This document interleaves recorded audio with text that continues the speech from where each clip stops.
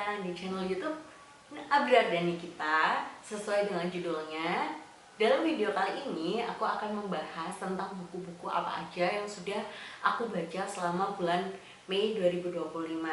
Buku yang pertama berhasil aku selesaikan adalah Just for the Summer-nya A.B. Jimenez. Ini tuh baru pertama kalinya aku membaca novelnya A.B. Jimenez, padahal sebenarnya di Google Play Books ternyata aku punya yang seri pertamanya, yaitu Part of Your World, tapi aku belum baca itu sama sekali. Justru aku baru baca buku ketiganya ini, jadi ya agak kecepatan kayak gitu ya. Tapi beberapa yang mengomentari tentang urutan bacaku katanya sih nggak apa-apa kayak gitu kan.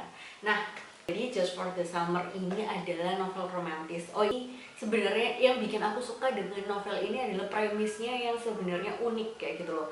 Jadi premisnya adalah tentang dua orang yang sering banget patah hati, dan orang kayak mantan mereka nih yang barusan putus sama mereka itu setelah itu bakal menemukan jodohnya. Jadi misalkan nih kayak gini, jadi tokohnya di sini adalah Justin dan Emma.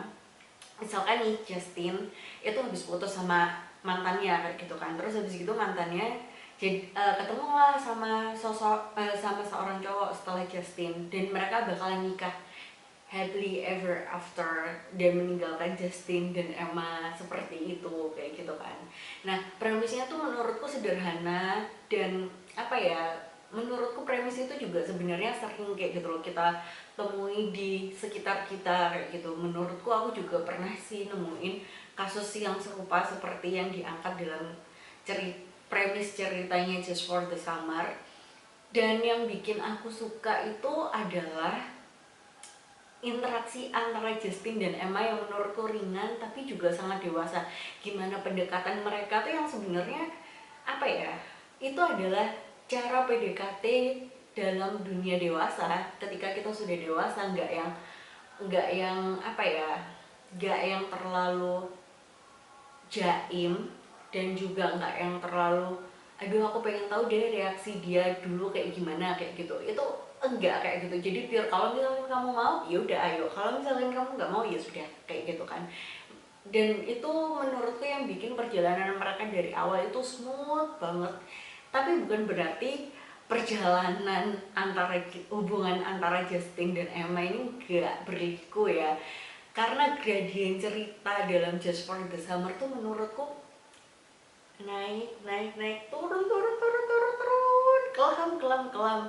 Di sini tuh banyak sekali isu-isu yang diangkat dalam novel ini tentang hubungan ibu dan anak, tentang kesehatan mental, tentang gimana kita melakukan boundaries, gimana cara kita bertanggung jawab ketika kita menjadi dewasa, bagaimana kita bersikap pada keluarga kita kayak gitu. Terus habis itu tentang persahabatan Emma dan sahabatnya nih, menurutku tuh ride or die banget antara Emma dan sahabatnya ini. Dan yang keren adalah sahabatnya Emma juga selalu bisa mengerti sikap-sikapnya Emma, keputusan-keputusan yang diambil sama Emma. Itu menurutku sosok sahabat yang ya memang begitulah seorang sahabat kayak gitu kan. Terus habis gitu juga tentang bagaimana kamu bangkit dari keterpurukan, bagaimana kamu belajar untuk berani mencintai, dan bagaimana kamu berani untuk membuka hati untuk bisa dicintai, merasa dicintai sama orang lain. Ini tuh isu-isu seperti itu yang diangkat di novel Just for the Summer.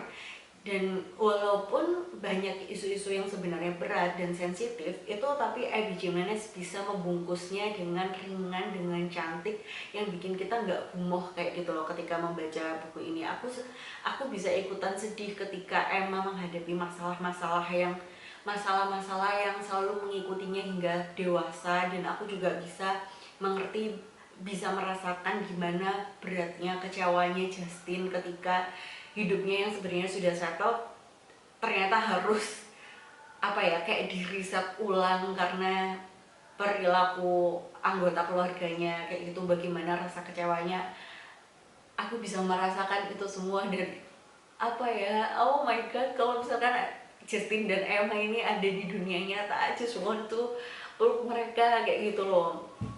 ceritanya tuh sedih tapi nggak yang menye-menye. Jadi buat temen-temen nih yang pengen nyoba untuk baca buku Just for the Summer-nya Abby Jimenez dan belum pernah baca bukunya sebelumnya, menurutku sih gak apa-apa banget, karena meskipun aku mengawalinya dari urutan yang salah pun itu gak masalah kayak gitu, gak apa ya, karena sebenarnya walau ada tokoh, ada keterkaitan antara tokoh antara buku ini dan buku-buku sebelumnya, tapi bukan berarti ceritanya itu berkelanjutan kayak gitu tuh enggak.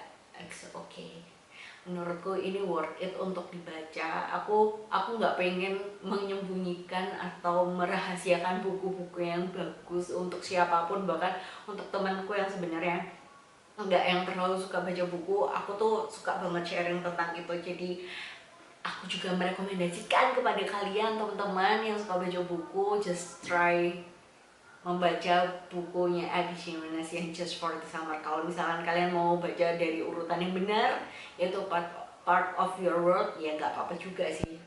Oke, lanjut ke buku yang kedua, A Novel Love Story by Ashley Poston. Jadi sebelumnya aku sudah pernah baca buku Ashley Poston yang 7 Years Sleep. Itu menurutku bagus banget dengan premis yang unik, dan ketika aku membaca sinopsis buku A Novel Love Story ini, itu menurutku juga mengusung premis yang unik kayak gitu. Dan ini cerita romance juga. Jadi si Eileen ini tuh seorang book lovers tingkat tinggi, jadi dia itu sudah hampir membaca banyak novel-novel romantis, bahkan dia itu juga punya pengarang favorit ya, seperti kita semua ya, kita seorang book lovers pasti punya seorang penulis favorit, pasti itu. Nah, begitu juga dengan Eileen, bahkan di tulisan-tulisan si penulis favoritnya ini dia tuh sampai hafal kayak gitu loh. Semua buku setiap paragrafnya dia tuh hafal banget dengan kata per katanya, dengan kejadian per kejadiannya tuh dia hafal banget kayak gitu kan. Nah, terus habis gitu dia itu juga punya sebuah bukan komunitas sih, grup baca kali ya. Jadi punya circle tersendiri yang juga sama-sama menyukai pengarang tertentu si penulis ini kayak gitu. Jadi ketika mereka liburan, mereka menyewa sebuah villa, mereka berkumpul untuk membaca buku-buku yang mereka sukain tanpa ada tanpa ada koneksi dengan dunia luar kayak gitu. Pokoknya mereka dengan dunia mereka sendiri kayak gitu. Nah, di sini Eileen itu habis merasakan patah hati yang lumayan dalam, dan seperti novel-novelnya si Ashley Poston sebelumnya, di sini tuh ada magical realism. Jadi ada unsur magisnya sih menurutku. Nah, dan ketika Eileen itu patah hati, kebetulan aja saat liburan semua teman-teman di inner circle-nya dia, di grup bacanya dia tuh nggak ada yang bisa hadir untuk menemani, nggak bisa hadir untuk melakukan tradisi mereka seperti tahun-tahun sebelumnya. Jadi Eileen bertekad untuk pergi ke villa yang biasanya mereka kunjungi itu seorang diri, karena menurutnya dia, kalau aku mau ngapain kalau misalkan aku nggak pergi ke sana. Aku pengen tenggelam dalam duniaku sendiri, pengen tenggelam dalam imajinasiku, pengen tenggelam dalam buku yang aku suka kayak gitu kan. Nah, dan dalam perjalanannya yang penuh dengan kesedihan dan patah hati serta kemarahan itu, tiba-tiba mobilnya si Eileen itu mogok kayak gitu kan, mogok, hujan deras, dan dia tuh kayak tersesat gitu kan di suatu tempat antah berantah, dimana sinyal HP-nya itu juga enggak aktif gitu, jadi nggak ada sinyal sama sekali, dia nggak bisa berkomunikasi dengan siapapun. Nah, setelah lambat laun akhirnya dia menyadari bahwa kota tempat dia tersesat itu adalah kota fiksi yang diciptakan sama penulis favoritnya dia. Tentu Eileen yang pecinta garis keras bukunya si penulis ini hafal dong loh, ini kan si A, ini kan si B loh, ini kan tokonya ini. Dan Eileen jelas seneng banget kan berada di kota fiksi kesukaannya kayak gitu. Nah, terus habis gitu disitulah mulai bergulir, dia berkenalan dengan tokoh-tokoh yang sebenarnya sudah familiar dalam imajinasinya. Dia juga familiar dengan tempat-tempat yang ada di sana kayak gitu. Nah akhirnya dia bertemu dan dekat dengan seorang cowok yang menurut Eileen, loh ini tuh sebenarnya nggak ada sama sekali di buku si penulis ini sebelumnya. Apakah ini tokoh baru karena si penulisnya ini sudah meninggal beberapa tahun yang lalu tanpa sempat bisa menyelesaikan seri bukunya itu ya. Terus habis gitu dari situlah semuanya mulai bergulir.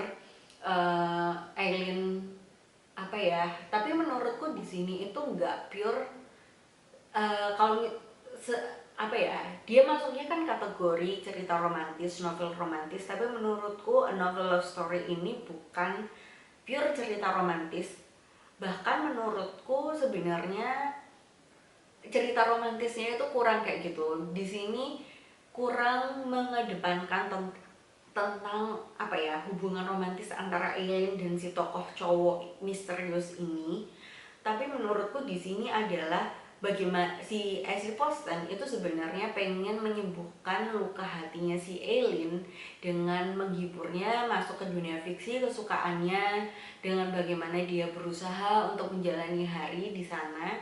Terus habis gitu lebih kayak fan meeting aja. Jadi kayak Eileen dikasih kesempatan untuk ketemu tokoh-tokoh yang sebenarnya udah familiar dalam imajinasinya dia untuk menghibur hatinya. Pure sebenarnya menurutku kayak gitu, karena apa ya, aku kurang bisa mendapatkan cerita romantis dari novel ini kayak gitu. Jadi ya agak kecewa sebenarnya, karena aku agak kecewa karena sebenarnya aku berekspektasi, ya siapa sih kita seorang pembaca, seorang pecinta buku, terutama buku romantis, yang nggak ingin kayak gitu kan masuk ke dunia fiksi kecintaan kita, terus habis gitu ketemu sama tokoh-tokoh fiksi yang selama ini cuman ada di imajinasinya kita. Siapa kan yang nggak kepengen kayak gitu, apalagi ketemu sama cowok fiksi kayak gitu kan, fiction boyfriend kayak gitu kan. Nah tapi ternyata dalam novelnya kali ini lebih seperti itu, enggak tentang cinta-cintaan melulu kayak gitu ya. Balik ke novel ketiga. Novel yang ketiga ini tuh sebenarnya aku taunya dari TikTok, karena beberapa saat yang lalu sempat rame di TikTok, dan kayaknya di luar negeri, di toko-toko buku luar negeri itu bahkan ini masuk ke section BookTok recommendation kayak gitu ya. Mungkin teman-teman juga sudah familiar sama judul ini. Lagi-lagi aku bacanya di Libby ya, aku pinjam di Libby. Judulnya adalah Icebreaker-nya Hannah Grace. Mungkin teman-teman ada yang sudah pernah baca. Jadi ini tuh sebenarnya masuk dalam kategori new adult ya, karena di sini setting ceritanya, tokoh-tokohnya tokoh-tokohnya setting ceritanya adalah di dunia perkuliahan. Jadi menurutku ini masuknya di new adult kalau di luar negeri. Nah di sini itu pakai dual POV antara POV tokoh utama si cewek dan juga yang cowok. Tapi sayangnya aku nggak bisa menyelesaikan novel ini karena aku nggak mampu, karena menurutku novel ini punya terlalu banyak karakter, terlalu punya banyak tokoh, terlalu punya banyak drama. Kayak semua tokoh itu punya dramanya masing-masing. Kayak apa ya, menurutku dari bagian si cewek kayak gitu udah banyak sekali tokoh-tokoh pendukung, tokoh-tokoh pendampingnya kayak gitu. Nanti dari POV yang cowok itu juga punya banyak tokoh-tokoh pendamping yang disebutkan namanya, yang menurutku itu terlalu memusingkan kalau misalkan aku harus apa ya, untuk bisa menerima segala macam informasi. Dan juga aku kurang kuat sama too much dramanya ya, mungkin karena ini settingnya di new adult ya, kayak ya kita juga ketika masa transisi dari SMA ke perkuliahan juga pasti banyak drama. Tapi sorry, aku nggak bisa nggak bisa sependapat sama rekomendasi dari BookTok, karena aku nggak bisa menikmati buku ini kayak gitu. Walaupun di TikTok banyak banget orang merekomendasikan Icebreaker sebagai novel yang cerita romantisnya tuh kayak gitu, yang manis, yang oke banget kayak gitu tuh enggak. Lagi pula aku juga masih kurang bisa waktu awal baca hingga pertengahan, aku kurang bisa untuk bisa apa ya, memahami dengan karakter tokoh utama perempuan ini. Jadi ya kalau misalkan teman-teman mau baca nggak apa-apa. Aku nggak yang nggak, jangan-jangan ini jelek, karena menurutku nggak apa ya, pem, eh, buku itu nggak untuk semua orang kayak gitu loh. Dia punya pasarnya masing-masing, punya peminatnya masing-masing. Cuman menurutku ini memang bukunya bukan untuk aku yang nggak terlalu suka banyak drama dan suka banyak tokoh, kecuali novel fantasi ya kayak gitu, itu beda lagi kayak gitu. Oke, sekarang kita beralih ke buku yang keempat. Buku keempat ini adalah satu-satunya buku Indonesia yang aku baca selama di bulan Mei, dan satu-satunya buku fisik yang aku baca, yaitu The Way You Love Me karangannya Ria and Badaria.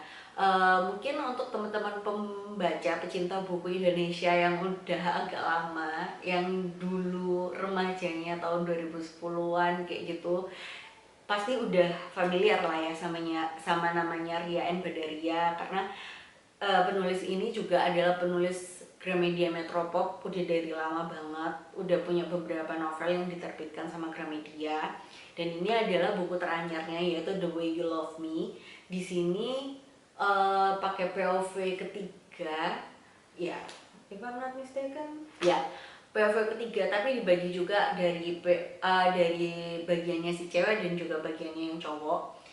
Di sini diceritakan tokoh utamanya si Amira itu adalah seorang perempuan yang workaholic dan berprestasi di karirnya, tapi mempunyai masa lalu yang kelam. Dia pernah bercerai karena mantan suaminya ketahuan selingkuh. Terus habis gitu dia juga pernah keguguran, dia kehilangan anaknya, dan mulai saat itulah hidupnya berubah dan dunianya rasanya hancur kayak gitu kan. Terus habis gitu dia ketemu dengan seorang cowok namanya Ramon Nugroho. Nah, Amira tuh di sini diceritakan dia itu kayak menutup diri dari percintaan, dia nggak mau kenal apa ya, dia nggak mau membuka hatinya kepada cowok-cowok kayak gitu untuk memulai lembaran baru kayak gitu tuh enggak. Di sini dia diceritakan juga suka clubbing, dia juga suka one night stand. Nah, terus habis gitu datanglah si Ramon Nugroho ini yang berusaha untuk mengetuk hatinya Amira untuk mengizinkan dia bisa masuk ke dalam kehidupan Amira dan memberikan lembaran hidup baru yang lebih baik kayak gitu. Tapi aku selesai baca buku ini, dan lagi-lagi menurutku memang semua buku itu nggak untuk semua orang kayak gitu loh. Jadi apa ya, buku ini termasuk semua buku itu nggak untuk semua orang, karena mungkin ada buku yang aku suka tapi ketika orang lain baca kan nggak suka kayak gitu. Nah, buku ini tuh juga menurutku kayak gitu. Buku ini menurutku nggak untuk aku karena apa ya, ceritanya walaupun smooth, aku suka dengan kisah-kisah dengan penceritaan yang smooth, yang lembut banget kayak gitu tuh aku suka. Aku nggak masalah dengan slow burn selama memang penceritaannya tuh lembut kayak gitu. Contohnya kayak buku-bukunya di Lestari itu kan sebenarnya slow burn ya, tapi dia cara penceritaannya, kalimat-kalimatnya itu yang bikin kita tetap nagih untuk membacanya sampai selesai. Nah, buku ini pun tipe yang slow burn kayak gitu, tapi terlalu banyak adegan ataupun percakapan yang bikin aku merasa cringe kayak gitu, yang terlalu minyi-minyi menurutku. Terus habis gitu aku juga nggak bisa memahami bagaimana nggak bisa simpati kayak gitu loh dengan sikap-sikap orang di sekitar Amira yang menurutku kurang bisa memahami kondisi psikologisnya Amira saat itu. Jadi ya mungkin teman-teman yang suka dengan cerita contohnya kayak drama Korea Crash Landing on You, mungkin ini cocok buat teman-teman. Tapi karena aku kurang suka dengan cerita yang cringe, yang minyi-minyi dengan cowok yang terlalu apa ya, berkata-kata kayak gitu, itu jadi ini buku ini bukan buat aku, kurang suka sama buku ini kayak gitu. Aku sengaja memang gak mengulas dengan memberikan rating karena menurutku rating itu personal, begitu juga sebenarnya dengan ulasan. Tapi kalau rating tuh kayak terlalu apa ya, memberikan pressure, kayak menunjukkan banget bahwa ini kita nggak suka kayak gitu. Tapi karena dengan ulasan kan aku bisa menjelaskan apa bagian apa-apa yang menurutku kurang cocok untuk aku, sampai aku bisa bilang bahwa buku ini emang bukan buat aku kayak gitu kan. Beda dengan rating yang kelihatan jelas angkanya kayak gitu kan. Oke, sekarang kita pindah ke buku yang kelima. Oke, buku yang kelima ini adalah buku yang sebenarnya raweh banget di kalangan BookTok maupun Bookstagram kayak gitu kan. Buku romantisy yang seri barunya tuh selalu ditunggu-tunggu sama banyak pembaca, apalagi kalau bukan Fourth Wings-nya Rebecca Yarros setelah bertahun-tahun, padahal buku ketiganya baru rilis tahun kemarin, kalau nggak tahun ini ya. Aku baru baca buku pertamanya tahun ini, tapi it's okay. Ini juga masuknya romantisy dengan setting new adult ya, karena di sini tokoh-tokohnya sudah berusia di awal 20 tahunan. Tentu saja tokoh utamanya adalah Violet. Oh my god, aku suka sama buku ini karena selain fantasi dan juga romance, buku ini juga mengusung uh, vibes akademia yang sangat-sangat kuat. Di sini itu perjalanan, di sini Violet Sorrengail ini ceritanya adalah seorang perempuan, seorang anak dengan privilege yang menurut orang lain tuh, Allah, kamu tuh sebenarnya gampang banget untuk bisa jadi seorang rider untuk Basquiat. Kamu bisa rider untuk Basquiat, kamu tuh sebenarnya gampang banget untuk bisa masuk di akademi ridersnya Basquiat dan menjadi seorang ridernya Navarre, karena ibunya adalah seorang jenderal perang kayak gitu kan, jenderal perang di Navarre itu. Jadi orang-orang tuh agak-agak apa ya, alah kamu tuh orang dalam, apa kamu anaknya jenderal kemampuanmu cuma segini. Tapi Violet itu karena dia tuh sebenarnya anak yang pinter, dia itu seorang kutu buku juga, dia berusaha menunjukkan, dia dengan gigi menunjukkan bahwa aku tuh sebenarnya mampu, walaupun sebenarnya ini bukan keinginanku ya untuk menjadi seorang rider. Dia tuh sebenarnya pengen masuk ke akademinya Scribe, tapi karena ibunya menyuruh untuk jadi rider, jadi ya mau gimana lagi kayak gitu kan. Nah tapi Violet di sini tuh gigih menunjukkan bahwa aku di sini tuh pure karena kemampuanku, aku bisa menjadi seorang penunggang, dan naganya memilih dia tuh ya pure karena kemampuanku, bukan karena ibunya. Dan tentu saja di sini ada romansnya yang smooth, yang oh my god, dia dan juga Sudden, hubungan antara dia dan Sudden itu adalah enemies to lover banget, apalagi dengan background story mereka. Tadi kan si Violet adalah anak dari jenderal perangnya Navarre. Nah, si Sudden ini adalah anak dari seorang pemberontak dari Navarre kayak gitu, yang mana dulu bapaknya Sudden ini seorang infanteri militernya Navarre. Terus habis itu karena dia membelot dan jelas dieksekusi mati oleh ibunya Violet. Jadinya sangat-sangat apa ya, enemies to lover-nya itu terasa banget, nggak hanya dengan cara mereka berkomunikasi kayak gitu kan, dengan sikapnya Sudden ke Violet, enggak, tapi mereka punya background story yang seperti itu, dan itu membuat ceritanya semakin menarik. Oh my god, kali ini aku setuju banget untuk teman-teman yang merekomendasikan Fourth Wings bahwa buku ini tuh bagus banget. Buku ini tuh keren dengan world buildingnya yang sangat kuat, dan juga tokoh-tokohnya menurutku yang sangat menarik. Nah, menurutku Fourth Wings ini cocok untuk teman-teman yang suka dengan novel fantasi dengan vibes akademianya itu yang kuat banget. Dan apalagi kalau kalian suka dengan romantisy, apalagi dengan naga, ini tuh buku cocok banget buat kalian. Jadi aku merekomendasikan buku ini untuk teman-teman yang menyukai poin-poin tersebut ya. Bisa dicoba kalau kalian belum pernah belum pernah membaca Fourth Wing. Oke, sekian reviewku atas buku-buku yang sudah aku baca selama bulan Mei. Terima kasih untuk teman-teman yang sudah bersedia menonton ocehanku, reviewku tentang buku-buku ini. Semoga kalian bisa menikmati video ini ya.